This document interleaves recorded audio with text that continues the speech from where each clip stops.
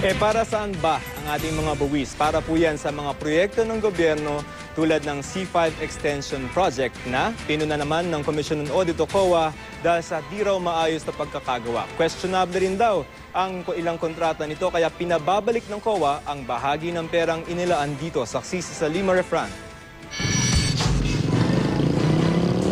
Halos 17 billion pesos. Ganyan kalaki ang halaga ng mga infrastructure project noong 2009 at 2010 na pinasilip mismo ng DPWH sa Commission on Audit dahil sa mga questionable umanong kontrata. Hindi po tayo makakakuha ng bidding documents kung hindi ka muna nagbayad.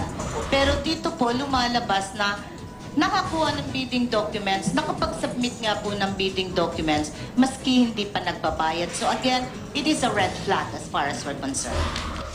Sa kabuuan, 12 kontraktor ang isinailalim sa special audit ng COA. Kabilang dyan ang E. Guardiola Construction at Redicon Trading and Construction Corporation. Nakuha ng mga kumpanyang ito ang kontrata para sa C5 Extension hanggang South Luzon Expressway at West Service Road Sukat. Halos bayad ng mahigit 578 million pesos sa halaga nito. Yun nga lang, nasilip ng DPWH na may mga bitak sa ilang bahagi nito at nagbaksakan pa ang fencing.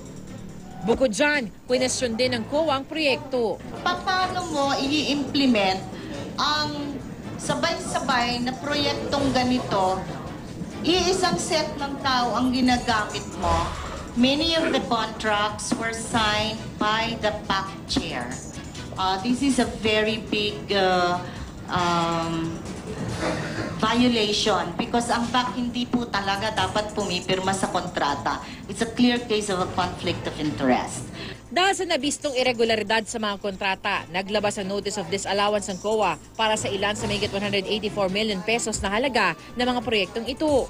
Ibig sabihin, dapat isoli sa gobyerno ang halaga mula sa mga questionableng proyekto. Sa ngayon, halos 18 million pesos pa lang ang naibabalik.